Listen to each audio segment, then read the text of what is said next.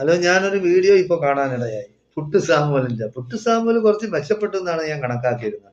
ഇത് പഴയ വീഡിയോ ആണോന്ന് എനിക്ക് അറിഞ്ഞില്ല.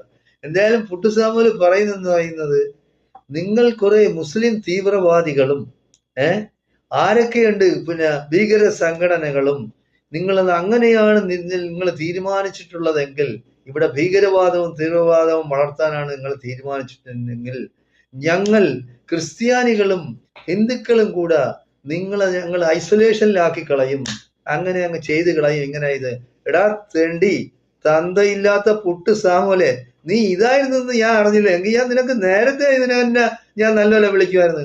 നീ ഒരു തെണ്ടിപ്പട്ടിയാണ്. നിന്റെ മോന്ത തന്നെ പന്നിയുടെ മോന്തയാണ്.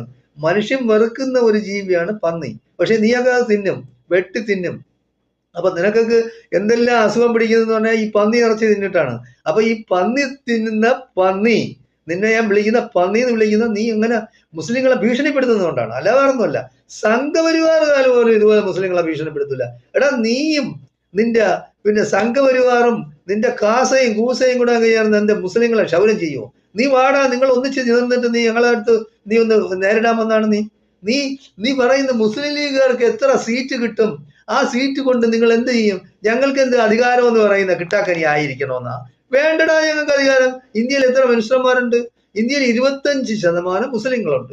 ഈ മുസ്ലിങ്ങളിൽ നിന്ന് ഒരു മന്ത്രിയും ഇല്ല ഇന്ത്യയിൽ. ഞങ്ങൾക്ക് എന്തെങ്കിലും സംഭവിക്കില്ല.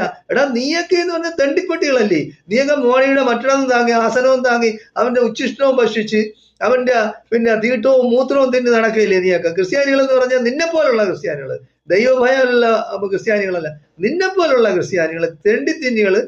എന്തും തിന്നും, എന്തും കൂട്ടിക്കൊടുക്കും. നിന്റെ ഭാര്യയെ കൂട്ടിക്കൊടുക്കും, നിന്റെ അമ്മയെ കൂട്ടിക്കൊടുക്കും, നിന്റെ മകളെ സഹോദരിയെ എല്ലാം നീയൊക്കെ കൂട്ടിക്കൊടുക്കണ. ആർക്കും കൂട്ടിക്കൊടുക്കും. നീ പറയും നീ വേണമെങ്കിൽ ഇപ്പൊ ഹിന്ദുക്കളും നിങ്ങളും തമ്മിൽ എന്താണ് സ്വന്തം? എടാ, ഞങ്ങൾക്കുള്ള സ്വന്തമൊന്നും നിങ്ങൾക്കില്ല. ഞങ്ങൾ പിന്നെ അങ്ങനെ കൂടാത്തതെന്ന് പറഞ്ഞാൽ സംഘപരിവാറുകാരായിട്ട് മുസ്ലിങ്ങൾ യാതൊരു കാരണവശാലും സന്ധിയില്ല. അതിനി എങ്ങനെ നീയൊക്കെ ഇനി അവരോടെ കൂടിയാൽ അവർക്ക് ആഗ്രഹം എന്ന് പറഞ്ഞാൽ നിങ്ങളെ വിശ്വസിക്കാൻ കൊള്ളൂല എന്ന് അവർക്കറിയാം.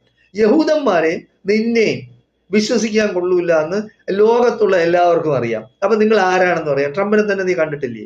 എങ്ങനെയായിരുന്നു ആദ്യം ഇന്ത്യയുടെ കൂടെ ചേർന്ന് നമ്മുടെ ഫ്രണ്ടാണെന്ന് പറഞ്ഞ് മോഡി കൂടി എന്നിട്ട് അവസാനം ചെയ്ത കണ്ട ചതി.